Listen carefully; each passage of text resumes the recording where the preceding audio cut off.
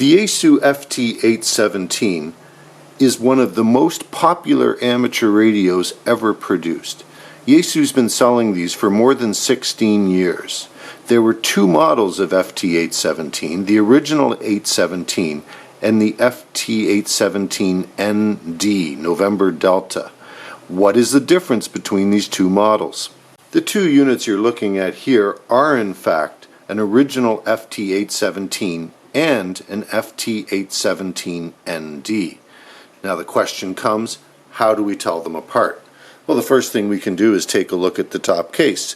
You can see that this one is labeled FT-817, and over here this one is also labeled FT-817. So Yaesu did not bother to update the external case when they produced the ND model. So now we have to look elsewhere. Let's flip the units over. That will reveal the serial number sticker.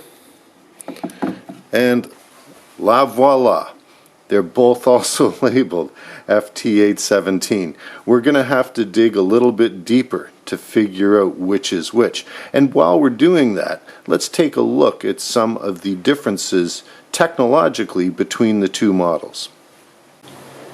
Given the long product lifespan of the FT-817 and FT-817ND, it's not surprising to note that if you're looking for one of these models on the used market, you'll be able to find one. And if you're in that situation, looking used rather than new, then you now have a choice. Do I buy the FT-817 or do I buy the ND model? Typically what you'll find is that the ND models have a slightly higher resale value, but what are the specific differences that would lead you one way or the other? Is it really that important to get an ND model? I'm going to take a closer look at these now. First of all, you'll notice the hatch on the bottom of the unit. This is for the internal supplied battery pack. Yaesu supplied a battery which was 1,000 milliamp hours. Not very long lived at all. One of the primary knocks against the FT-817 was the short battery lifespan using the internal supplied battery. The FT-817ND came with a 1,400 milliamp hour battery. Now, I think this is key and needs a little bit more touching on. Even 1,400 milliamp hours is not really enough for any kind of portable practical application.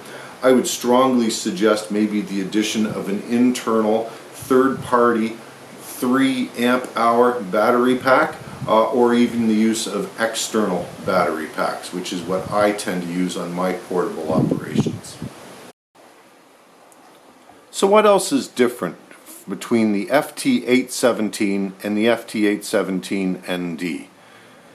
The amateur radio 60 meter band was actually made available to United States amateur radio operators after the initial introduction of the FT-817, and therefore when the 817ND hit the market, it actually included the ability to access the 60 meter band. It's important to note that the original FT-817 could be modified to operate on the 60 meter band. In the case of the FT-817ND, the 60 meter band channels are accessed through the memory option on the radio. The next significant difference involves the power amplifier section of the two radios. The original FT-817 contained a unit with power transistors which are no longer available from the original suppliers. Yaesu updated the power amplifier module to include transistors which are still currently available. One final note, and I think this is actually rather key in regard to the power amplifier on the FT-817ND versus the older model. On the original FT-817, if you plugged in either the internal battery pack or an external battery pack, even when the radio was turned off, the power amplifier section would continue to drain battery power.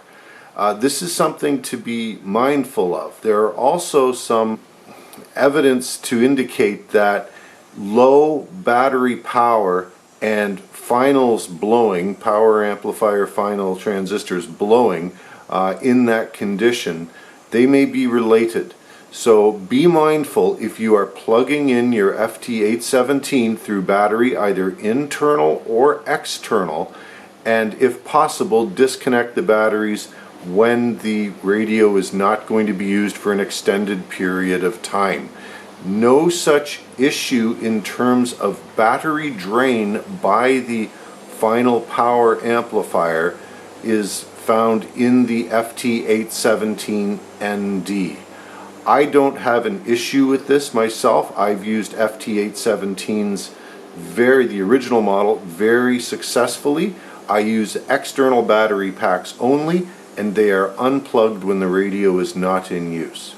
So I personally would not shy away from an FT-817 original model, particularly if the price delta between it and an FT-817ND was significant.